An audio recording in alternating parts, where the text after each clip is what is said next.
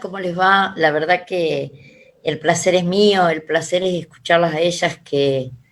bueno, dedicadas y especializadas en este tema. Yo creo que hoy pocos son los que dudan que las acciones, que la acción humana está deteriorando el planeta de una manera que pone en peligro la vida o la continuidad de la vida en nuestro planeta. Y que en realidad esto del calentamiento global producido no solo por la utilización de combustibles fósiles, sino también por el uso que está haciendo el ser humano del agua, de la tierra, de los bosques y también incluso del modelo de urbanización que estamos desarrollando. Creo que nosotros cuando hablamos de nuestra responsabilidad con respecto al medio ambiente,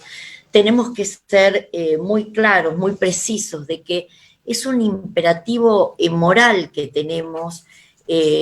los seres humanos de pensarnos cuál es nuestra manera de integrarnos en nuestro planeta, cuáles son nuestras responsabilidades y cuál es nuestra manera de mirar las otras especies, las costumbres, las formas, la alimentación y la ocupación que nosotros le damos. Así también como no podemos dejar de mirar cómo se manejan las industrias, donde esos intereses económicos están muchas veces por encima del bienestar de la gente y no solo del bienestar de la gente, sino de la seguridad de nuestro planeta. A mí me parece que desde el lugar que a mí me toca hablar hoy, no podemos hablar de cambios climáticos o de situaciones catastróficas como las que están ocurriendo si nosotros no pensamos que acá existe una cuestión de hablar de desigualdad, de explotación y de distribución de la riqueza. Porque en lo que a mí me toca hablar, que es en ese binomio que se produce entre ambiente y género, nosotros sabemos que la afectación de los cambios climáticos, lo que produce en el planeta, de repente fuertes lluvias con inundaciones, de repente climas secos por meses que producen desertificación en el terreno, pero además los incendios como los que estamos viviendo,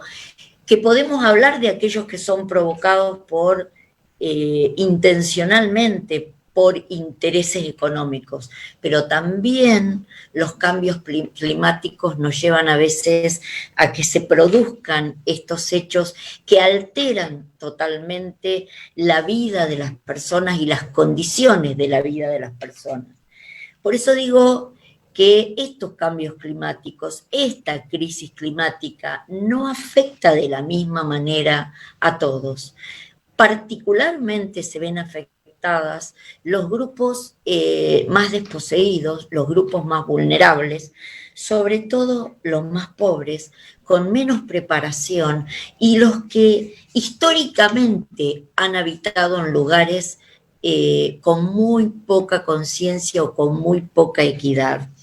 Y entre esos sectores más vulnerables están o estamos las mujeres, están las minorías sexuales y también los que menos poder de decisión o de afectación sobre las decisiones tienen para tomar.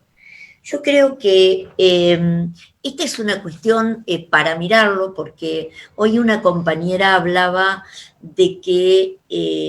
muchas veces se traen los problemas, pero no se traen las propuestas y no se traen las soluciones a estas cuestiones, porque son complejas, porque son muy amplias, porque no tienen una sola mirada, porque en realidad nos implica mirar y aspirar y trabajar por un cambio cultural, pero sobre todo por asumir un gran compromiso y una gran participación con respecto a cambiar conductas y formas que están deteriorando, y ya no paulatinamente, sino en una forma muy veloz, el ecosistema, la vida de la naturaleza en nuestro planeta y pone en peligro la vida de todos. Entonces, a mí me parece que este es un momento particular para mirar, porque es un tiempo político para mirar estos cambios, para tratar de provocar estas transformaciones que se conviertan en una transformación cultural. El otro día, nuestro presidente Alberto Fernández hablaba específicamente de la necesidad de valorar el cuidado de nuestro planeta, de generar conciencia, de generar compromiso, sobre todo en la gente más joven, que es la que ha demostrado ciertamente comprometerse más profundamente con esta temática. Y Alberto hablaba de que son necesarias políticas, no solo políticas rápidas, políticas concretas, sino tienen que ser políticas eficaces, porque estamos hablando de justicia social, pero también estamos hablando de derechos humanos, de la defensa de los derechos humanos. Y digo esto porque toda la población tiene el derecho a gozar de lugares dignos, de lugares en equilibrio con la naturaleza y no en lugares que afectan terriblemente su salud y por supuesto, la continuidad y el desarrollo de su vida. Nosotros creemos que estas políticas no pueden ser un maquillaje, que Alberto habla de un juramento por el medio ambiente y llama en este juramento a la toma de conciencia y a la participación. Hoy cuando se hablaba de que se votó el pacto, el tratado de Escazú, justamente está relacionado con esto, está sostenido o fundado desde el paradigma de los derechos humanos, pero sobre todo tiene tres patas fundamentales que tienen que ver con el acceso a la información de la gente, tienen que ver con la participación comunitaria, pero además tienen que ver con el acceso a la justicia. ¿Y por qué el acceso a la justicia? Porque está demostrado y ha ocurrido en toda Latinoamérica y en los países en desarrollo particularmente, en Europa también, pero en los países en desarrollo, que muchas de las personas interesadas en el medio ambiente, que se han animado y que han llevado las denuncias de lo que los intereses de las empresas muchas veces hacen en detrimento de un lugar común para todos, que es nuestro planeta, sin interesarles el peligro que ponen en la gente, en los niños, en las niñas, el uso de los agrotóxicos, el desmantelamiento de los bosques, el provocar a partir de esto serias inundaciones. Entonces,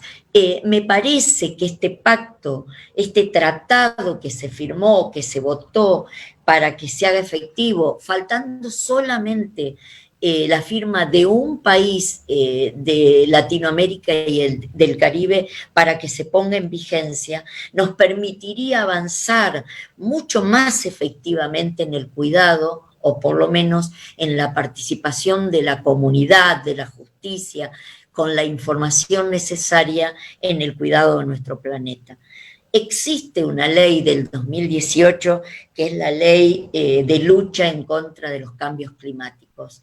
pero yo estoy convencida de que no alcanza con que nosotros tengamos normas, que tengamos leyes. Tiene que existir una militancia clara en defensa de esta temática. Tenemos que entender, y tienen que entender sobre todo los poderosos, porque digo los poderosos, donde se concentra el poder, sobre todo donde ese capitalismo arrasa y no le interesa lo que produce, no interesa lo que provoca el cultivo y el cultivo de la soja y la soja, porque total tiene un gran rendimiento económico, pero después el resultado sobre el suelo, sobre la tierra, la posibilidad de mantener un equilibrio es muy complicado. Por eso Alberto y el ministro de Medio Ambiente, donde se están impulsando medidas de los basurales a cielo abierto, cómo manejar políticas en contra de los incendios, la defensa de los humedales, implica toda una serie de medidas que me parece que como sociedad tenemos que acompañar y tenemos que buscar esa transformación cultural que nos permita amigarnos con la naturaleza, que nos permita buscar un equilibrio con la naturaleza. Pero sobre todo, para cerrar, yo quiero hablar de un tema en particular y tiene que ver de la afectación que producen estos cambios climáticos, particularmente con un sector de la población que tiene que ver con el sector más vulnerable, que son las mujeres, son las minorías sexuales y, por supuesto, los niños. Y digo esto, y digo que son los más afectados, porque si ustedes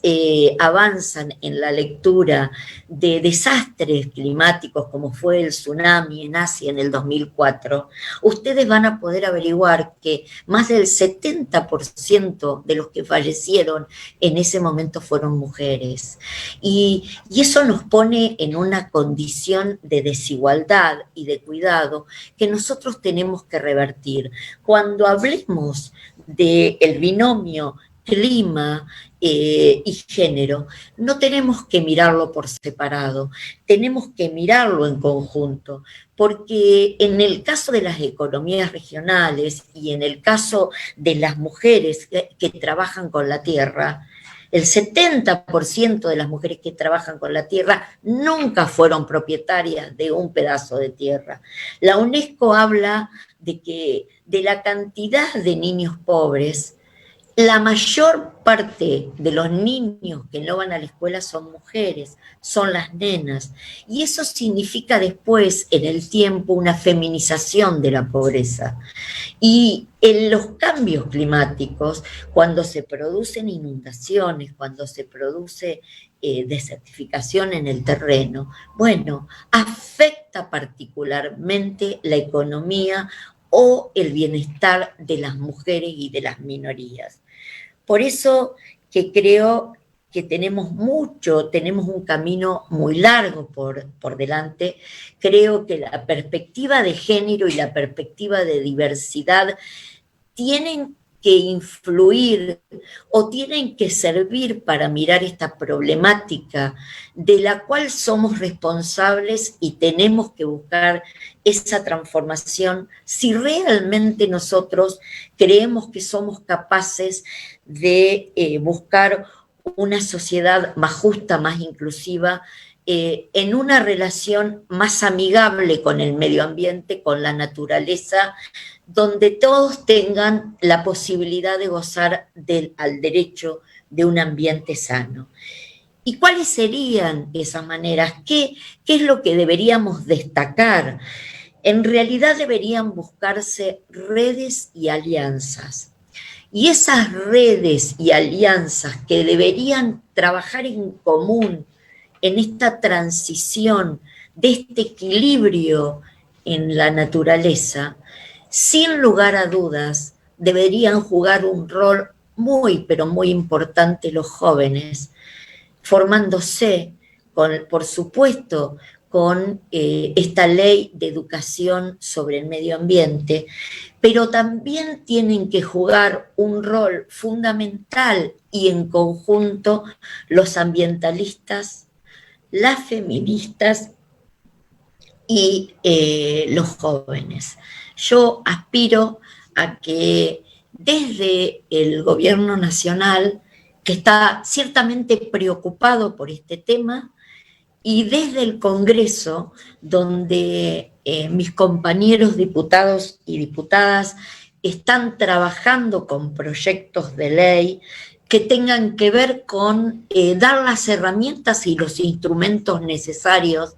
para avanzar en este cuidado que nosotros tenemos que hacer en forma urgente, para poder entender esas lógicas económicas, políticas y económicas que tienen las empresas en pos de los intereses propios sin tener en cuenta el bien de la casa común, del planeta en que nosotros vivimos. Bueno, nada, me parece que lo que ustedes están haciendo, lo que ustedes están proponiendo, el ejemplo de los jóvenes luchando por un ambiente mejor, donde toda la sociedad se comprometa, es lo que políticamente tenemos que hacer hacia adelante para lograr torcer lo que el hombre o la humanidad, mejor dicho, está haciendo en este momento mal y en contra de sus propios intereses y de su propia vida. Así que gracias por esta invitación y bueno, me quedo a disposición de ustedes.